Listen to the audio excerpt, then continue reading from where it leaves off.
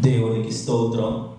దేవుని యొక్క ఘనమైన నామమునకు మహిమ ప్రభావం కలుగును గాక. మరి దేవుడి రోజు మనతో ఏం మాట్లాడబోచున్నాడో దేవుని మాటలు శ్రద్ధగా విందాం. మనం క్రైస్తవ జీవితంలో ప్రార్థన అనేది చాలా ప్రాముఖ్యమైనది. ప్రతి క్రైస్తవునికి ఉండవలసిన ప్రధానమైన లక్షణము ప్రార్థన జీవితం కలిగి ఉండడం, ప్రార్థనలో పోరాడడం, మెలకువగా ఉండి ప్రార్థన చేయడం, విసుగక ప్రార్థన చేయడం మనము అలవాటు చేసుకోవాలి. చూడండి, సంఘంలో కొందరికి వాక్యం చెప్పడానికి అవకాశం రావచ్చు, కొంతమందికి మరి పాటలు పాడడానికి అవకాశం రావచ్చు. కానీ ప్రార్థన చేయడం అనేది అందరికీ అవకాశం. సంఘము కొరకు ప్రార్థన చేయాలి, ఇతర మనుషుల కొరకు ప్రార్థన చేయాలి, ఇతర సేవకుల కొరకు ప్రార్థన చేయాలి, దేశం కొరకు ప్రార్థన చేయాలి, మరి కష్టాల్లో ఉన్న వారి కొరకు ప్రార్థన చేయాలి, దీనుల కొరకు ప్రార్థన చేయాలి, అభాగ్యుల కొరకు ప్రార్థన చేయాలి. ప్రతి ఒక్కరి కొరకు మనము ప్రార్థన చేసే ప్రార్థన యోధులుగా ఉండాలని ప్రభువు మన నుండి కోరుకుంటున్నాడు. ఆది అపోస్తల సంఘంలో కూడా కొంతమంది పరిచర్య చేయవారు ఉండేవారు, కొంతమంది మరి సువార్థికులుగా ఉండేవారు. కానీ వారందరి కొరకు కొంతమంది ప్రార్థన బృందం కలిగి ఉండేవారు. ఒకరి కొరకు ఒకరు ప్రార్థన చేసుకునే అలవాటు కలిగి ఉండేవారు. చూడండి, మీకు కొలస్సీయుల పత్రిక 4వ అధ్యాయం 12వ వచనంలో మనకి మాట కనపడతారు. కొలస్సీ పత్రిక 4వ అధ్యాయం 12వ వచనం, మీలో ఒకడును క్రీస్తు యేసు దాసుడునైన ఎపఫ్రా మీకు వందనములు చెప్పుచున్నాడు. మీరు సంపూర్ణను, ప్రతి విషయంలో దేవుని చిత్తము కూర్చి సంపూర్ణ నిశ్చయత గలవారునై నిలకడగా ఉండవలని ఇతడు ఎల్లప్పుడూ మీ కొరకు తన ప్రార్థనలో పోరాడుచున్నాడు. ఆ కాలంలో పౌలు యొక్క పరిచర్య కొలస్సీ ప్రాంతంలో కావచ్చు, తెస్సలోనికయ ప్రాంతంలో కావచ్చు, మరి అంత మాత్రమే కాకుండా రోమాలో కావచ్చు, కొరింథీలో కావచ్చు, ఫిలిప్పిలో కావచ్చు, ఎఫెసులో కావచ్చు, ఇలా పౌలు అనేక ప్రాంతాల్లో ఆయన పరిచర్య చేస్తూ అక్కడ సంఘములు స్థాపిస్తూ మరి ఆ సంఘములో పరిచారకులు నియమించి ప్రార్థన పరులను ఆయన అక్కడ ఏర్పాటు చేసి ఉంటున్నాడు. మరి పౌలు అనేక ప్రాంతములలో ఆయన సంచరిస్తున్నాను. ఒకరి కొరకు ఒకరు ప్రార్థన చేసుకోవడం అనే అలవాటు వారు కలిగి జీవించేవారు. ఈరోజు సంఘములలో ఆదివారం సంఘం రావడమే పెద్ద విషయం అయిపోయింది క్రైస్తవులకి.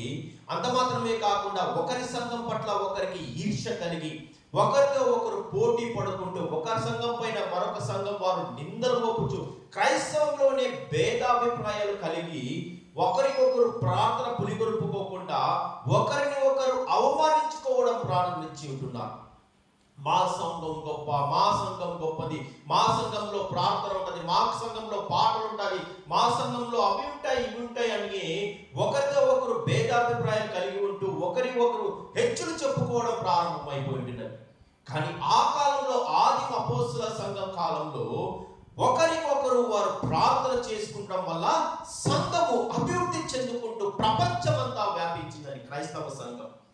కేవలం 120 మందితో మేడగది పైన ప్రారంభించబడిన పెంతెకోస్తు రోజు ప్రారంభించబడిన ఆ సంఘము ఒకరి కొరకు ఒకరు పట్టుదలతో ప్రార్థన చేస్తూ ఈరోజు ప్రపంచమంతా క్రైస్తవ సంఘం ఏర్పడిందంటే ఆ రోజు వారు చేసిన ప్రార్థనలే.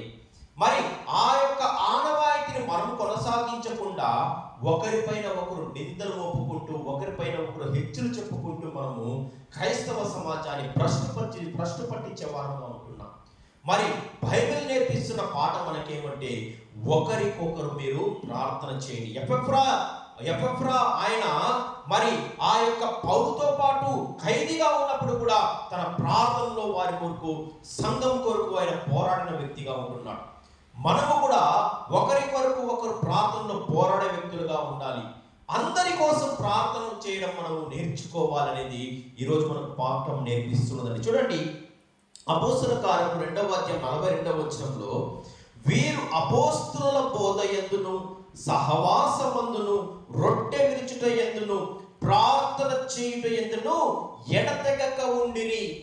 ప్రార్థన చేయడంలో వారు ఎడతెగక ప్రతిరోజు వారు సంఘంగా కూడుకొని రొట్టె విరుచుట యందును ప్రార్థన చేయుట యందును సహవాసమందును వారు కలిగి ఉన్నారనేసి మనకు అపోస్తల కార్యం సాక్ష్యం ఇస్తున్నదండి.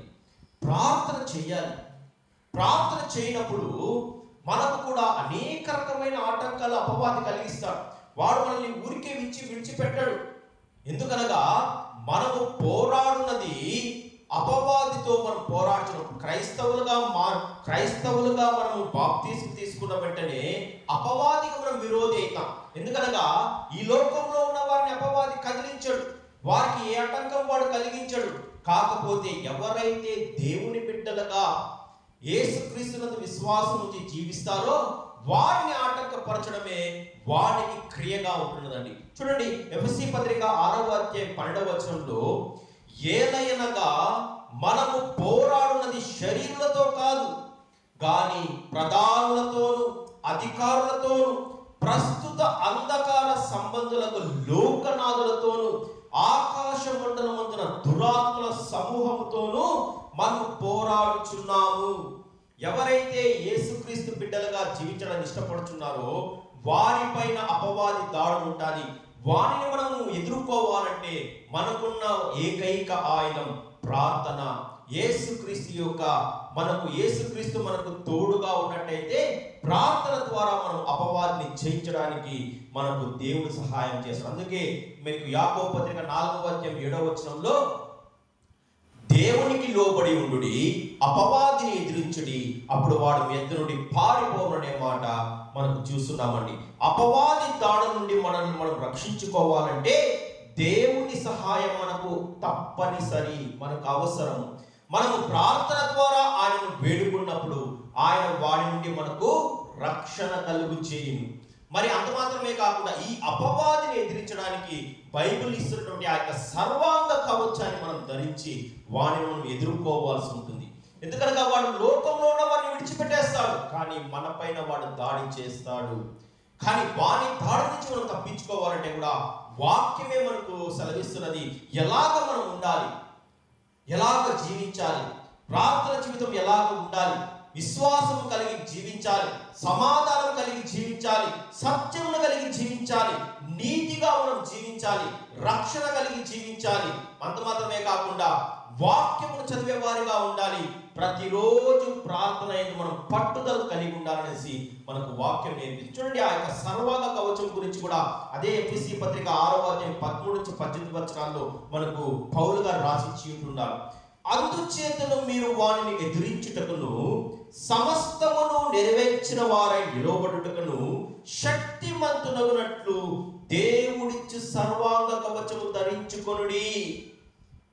దేవుడిచ్చు సర్వాంగ కవచం ఎవరిని ఎదిరించడానికంటే మీరు ఆ యొక్క ప్రస్తుత అంధకార శక్తులను, ఆకాశమున ఆ యొక్క దురాత్మల సమూహమును, అపవాదిని మీరు ఎదిరించడానికి మీరు సర్వాంగ కవచం ధరించుకోవాలని మనకు వాక్యం నేర్పిస్తున్నదండి. చూడండి, ఆ యొక్క సర్వాంగ కవచం ఎలాగనగా, మీ నడుమునకు సత్యమును తట్టి కట్టుకొని నీతి అను మైమరుగు తొడుగుకొని పాదములకు సమాధాన సువార్త వలన సిద్ధ మనసు జోడు తొడుగుకొని నిలువబడుడి.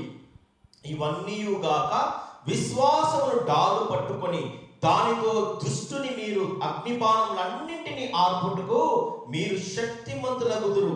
మరియు రక్షణను శిరస్త్రాణమును దేవుని వాక్యమును ఆత్మ ఖడ్గమును ధరించుకోండి.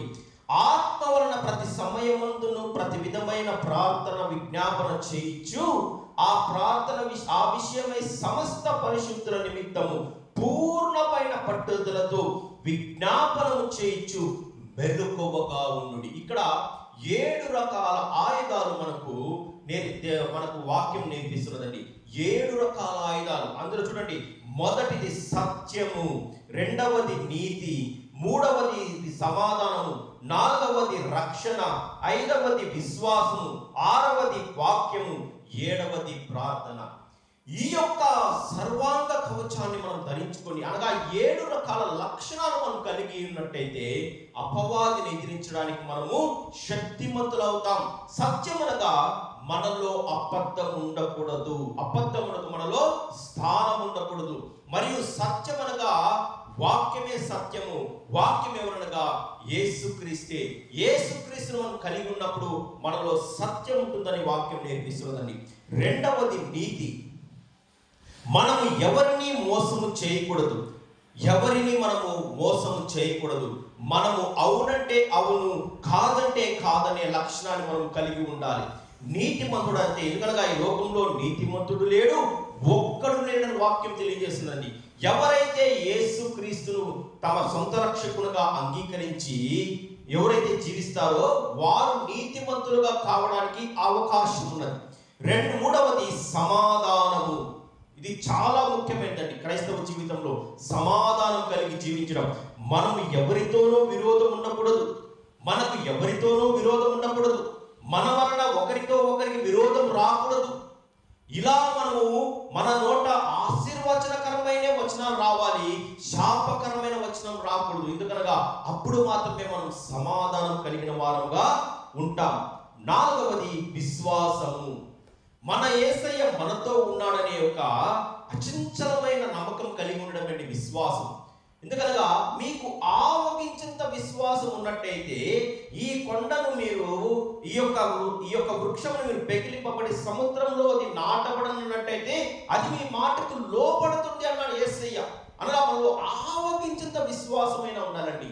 ఎందుకనగా విశ్వాసం అనగా ఆయన లేని వాటిని మనము మన కంటికి కనబడని వాటిని ఉన్నదని మనము ఒప్పుకోవడమే, నమ్మడమే విశ్వాసము.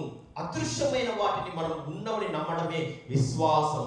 మరి యేసయ్యను మనము మన సొంత రక్షకుడిగా అంగీకరించడమే విశ్వాసం.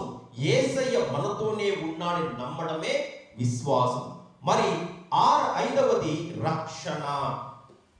మన యొక్క పాత జీవితాన్ని విడిచిపెట్టి యేసయ్య పైన విశ్వాసం ఉంచి ఆయన పైన పూర్తి నమ్మకంగా జీవించడమే రక్షణ. అందుకే రోమపత్రిక 10:9 యేసే క్రీస్తుని తన నోటితో ఒప్పుకొని మరి తండ్రిన దేవుడు ఆయన మృతులలో నుండి లేపి ఉన్నాడని ఎవరైతే హృదయమందు విశ్వసిస్తారో వారే రక్షింపబడుదురు. నమ్మి బాప్తిస్మం పొందిన వాడు రక్షింపబడును, నమ్మని వానికి శిక్ష విధించబడని మార్కు సువార్త 16వ వ్రాయబడి. అనగా యేసుక్రీస్తునందు విశ్వాసం ఉంచి ఆయన నామమందు బాప్తిస్మం మనందరము రక్షింపబడిన వారమే. కాబట్టి రక్షణను కూడా మనం కలిగి జీవించాలి. ఆరవది వాక్యము. దేవుని వాక్యము ఎంతో శ్రేష్టమైనదండి. ఈ యొక్క పరిశుద్ధ గ్రంథంలోని వాక్యము ఎంతో విలువైనది, శ్రేష్టమైనది. ఎవరైతే తమ జీవితాల్లో తమ చేత వాక్యం పట్టుకొని తమ నోటిలో వాక్యం ఉంచుకొని తమ హృదయమందు కూడా ఎవరైతే వాక్యం ఉంచుకుంటారో వారు అపవాదిని ఎదిరించడానికి శక్తిమంతులు అవుతారు. ఎందుకనగా నీ వాక్యం నా పాదములకు దీపమును నా త్రోవలకు వెలుగై ఉన్నదన్నాడు ఆయన. అంత మాత్రమే కాకుండా నేనే సత్యమును నేనే మార్గము సత్యము జీవమై ఉన్నాడని యేసయ్య అంటున్నాడు. ఆదియందు వాక్యం ఉండెను, వాక్యము దేవుని యొద్ద ఉండెను, ఆ వాక్యమే దేవుడై ఉండెను, కలిగి ఉన్న ఏదియు ఆయన లేకుండా కలిగిలేదు, ఆ వాక్యమే కృపా సత్య సంపూర్ణుడుగా మన మధ్య నివసించునే మాట యేసయ్య గురించి రాయబడి ఉన్నది. ఆ వాక్యమే శరీరధారి అనగా పరలోకమందున్న యేసుక్రీస్తుయే ఈ లోకంలోనికి శరీరధారిగా వచ్చి ఉంటున్నాడు. ఈ వాక్యమే యేసుక్రీస్తు. దేవుని పరిశుద్ధ గ్రంథంలోని వాక్యమే యేసుక్రీస్తు యొక్క మనస్సు. కాబట్టి మనము ప్రతిరోజు వాక్యం చదివేవారుగా ఉండాలి. ఏడవది ప్రార్థన. ఇది అత్యంత ప్రాముఖ్యమైనది. ప్రార్థన జీవితం కలిగి ఉన్న వాటిని అపవాదిని ఎదిరించడానికి శక్తిమంతులు అవుతారు. ప్రతి విషయమందు ప్రార్థన జీవితం కలిగి ఉండాలి. దేనిని గురించి చింతపడకూడదు, కానీ ప్రతి విషయమందును కృతజ్ఞతాపూర్వకంగా మన ప్రార్థన విన్నపములను దేవునికి తెలియజేయాలి. ప్రార్థన అనగా దేవునితో మనం మాట్లాడడమే. ప్రార్థన అనగా దేవునితో మనం మాట్లాడడమే ప్రార్థన. ఆయనతో సహవాసం చేయడమే ప్రార్థన. కాబట్టి ఈ 7 రకాల లక్షణాలు కలిగి ఉన్నవారు సర్వాంగ కవచాన్ని వారు ధరించుకున్నవారే. మరి ప్రార్థన జీవితం గురించి మనం ఆలోచన చేసినట్లయితే ఎవరైతే విసుక్కోకుండా, ఎవరైతే సనుక్కోకుండా, ఎవరైతే నిరుత్సాహపడకుండా, ఎవరైతే ఆత్మతో ప్రార్థన చేస్తారో వారు అడిగినవన్నిటిని వారు పొందుకుంటారు. అనగా దేవుని మనం అడగడమే ప్రార్థన. నాకు మొరపెట్టుము, నీకు ఉత్తరం ఇచ్చేదను, నీకు తెలియజేయని గొప్ప గుణమైన సంగతులు నేను నీకు తెలియజేస్తానన్నాడు ఆయన. అనగా మనము మన యొక్క అవసరాల్ని ఇతరుల యొక్క వెళ్ళి మనం అడుక్కోవడం కంటే దేవుని సన్నిధిలో మనం ప్రార్థన ద్వారా ఆయన అడిగినప్పుడు తప్పకుండా ఆయన తగిన సమయం ముందు వాటిని మనకు కలుగ చేస్తాడు. దేవుని యొక్క మన యొక్క అవసరతను ఆయన తప్పకుండా తీరుస్తాడు. యేసయ్య తన ఈ లోకంలో శరీరధారిగా ఉన్నప్పుడు శిష్యులకు ఒక ఉపమానం చెప్పాడు. లూకా సువార్త 18వ అధ్యాయం 1-9 వచనాల్లో ఆ ఉపమానం మనకు కనబడుతుంది. చూడండి, వారు విసుకక నిత్యము ప్రార్థన చేయుచుండవనుటకు ఆయన ఈ ఉపమానము చెప్పెను. దేవునికి భయపడకయు మనుషులను లక్ష్య పెట్టకయు ఉన్నటువంటి ఒక న్యాయాధిపతి ఒకడు ఉండేవాడు. మరి అదే ఊరిలో ఒక బీద విధవరాలు కూడా ఆ ఊరిలో ఉండేవాడు. ఆమె యొక్క న్యాయాధిపతి దగ్గరకు వచ్చి